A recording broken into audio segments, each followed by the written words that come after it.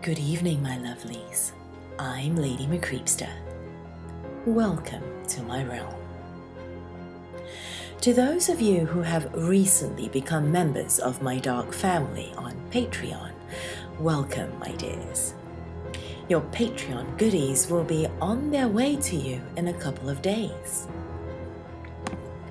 To those of you who are already members, do join the rest of us in my secret lair on Facebook. If you have yet to get your invite, do pop me a note on Patreon. If you'd like to become a member of my dark family, check out patreon.com/LadyMcCreepsta. As a member, you'll get access to members-only Patreon feeds, Facebook groups, as well as discounts on my Dungeon Essentials, what some of you mortals call merchandise. A direct link is in the video description below. Now on with today's tale. If you are familiar with Unit 731 from World War II, you will definitely appreciate this tale. If you aren't, I'm still very sure it will still give you the creeps. So let's get started, shall we? Come, lean in closer, and we'll begin.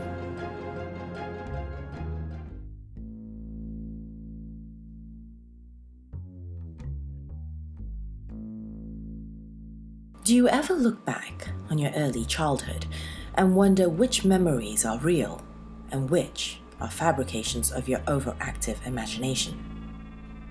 Have you ever had a memory that you think might have been a dream? Our minds are capable of doing terrible things to us, but so are people. I'm not sure which one traumatized me for most of my childhood. I remember despising kindergarten. I went to Duggan Elementary School in Farna, Tennessee. Naturally, I hated it. But how I felt about that place by the end of the year went beyond simple loathing. Obscure memories of those days still resurface in my mind from time to time. I remember hearing and seeing things that I was too young to understand. I just have these vague images and sounds in my head that I can barely recall. I don't have nightmares anymore. I guess what scares me most is the memory of how I felt at the time. Recently, I found an old photo album of my kindergarten year. It took me back in time. I recognized a picture of my teacher. He was an extremely old man who we called Mr. Arata. There was something about him that seemed, he didn't seem very child-friendly. He drove a long white van to school every day. We called it the stupid van because the kids all hated him. Mr. Arata was irritable and cross, but he sure knew how to act when he was being watched by other teachers or the principal. One day at my house, I remember my mother telling me that one of my classmates had gone missing. She was watching the news and was understandably very upset. When a second child in my class went missing, my mother abruptly pulled me out of school. She told me she would send me back when it was safe. I thought it was great not being in school. I was too young to understand what a child's disappearance could actually mean. Too naive to think about it realistically. I remember that after a while, I went back. The kids had been found, but they did not go back to school for whatever reason. I heard one of my fellow students tell me that the kids who had disappeared had no recollection of what had happened.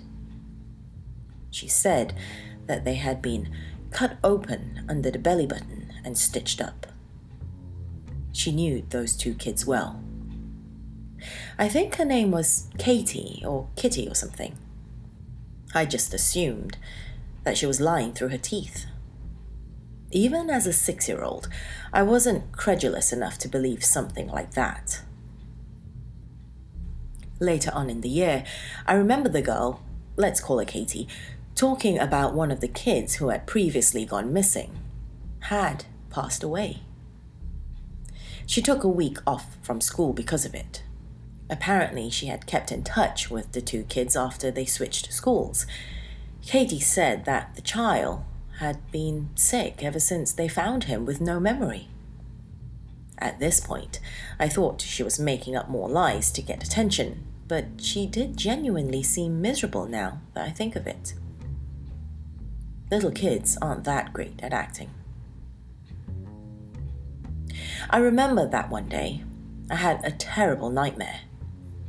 The day started out normally. I remember going to lunch, and I think I remember getting up to leave after the bell had rung to return to class.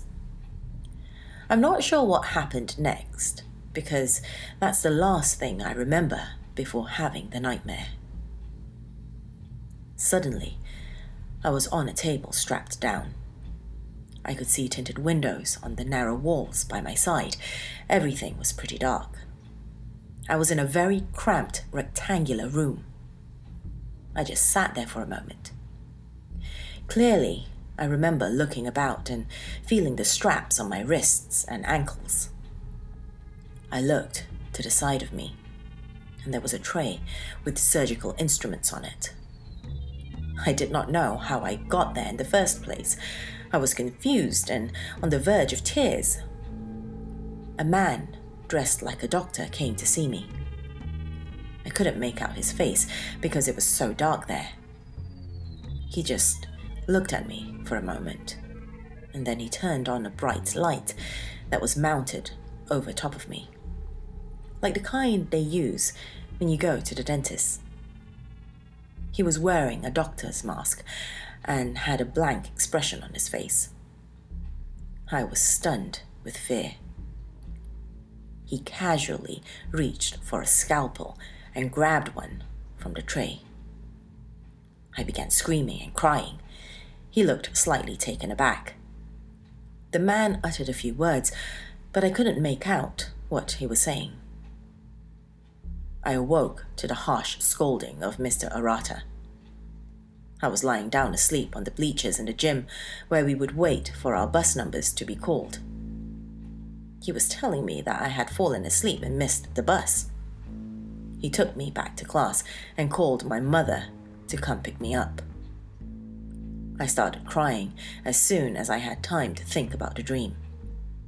He didn't try to comfort me. He didn't even ask me what my problem was. He just stared at me. I told him that I had experienced a terrible nightmare, and he nodded at me. At least I think he did. My mother spent the whole day trying to reassure me. The most disturbing part is, I usually wake from a nightmare as soon as I began feeling terror, but this, I was screaming and thrashing about for an extended amount of time. It all seemed real. I was convinced over the years that I had hallucinated.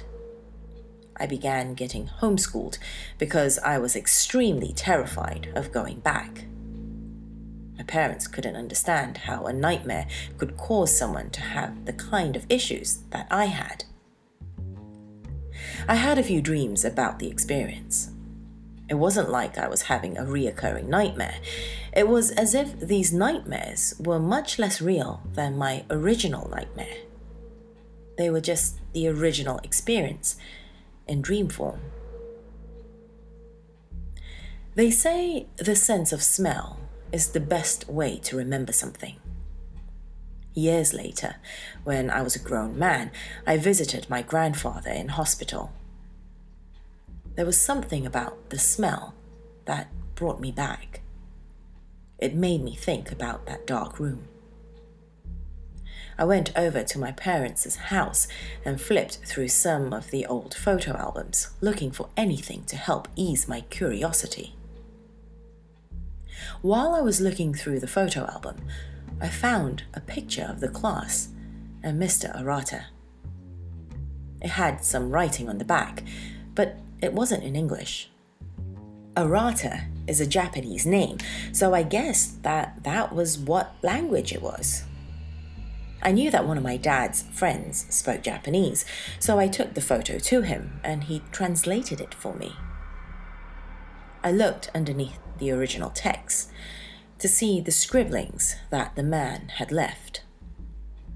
The translation said, "I had a great time working on you this school year." I went back to the photo album and started rabidly searching through it. I didn't want my dream to be a reality, but I had to know for sure. There were photos of me performing all kinds of activities. I even found photos of the time my mother brought the class cupcakes for my birthday. Almost every picture had Mr. Arata in it, with a stern look on his face. I held one picture in my hand, a picture that my mom took of me during a school play, and it seemed thicker than the others. I noticed tape on the edge of the picture. 2 pictures had actually been taped together. I took a knife and cut the 2 pictures apart. What I saw haunted me. Underneath the regular picture was a picture of a small boy strapped to a table in the dark. I compared the picture with the other ones and it was me. I looked on the back of the picture of the play. The back was originally facing the picture of me on the table, and it had more Japanese writing on it. I had to sit down. The dread and paranoia was coming back to me. I took the writing to the same man who had translated the first note. He seemed quite confused by what he read. I came to this country to continue what I started in Manchuria.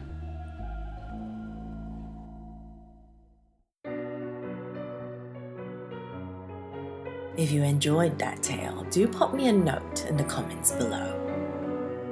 If you're new to this channel, welcome, my dear. Before you leave, remember to hit that subscribe button along with that bell icon. That's all I have for you this evening, my lovelies. Do come back and visit me soon.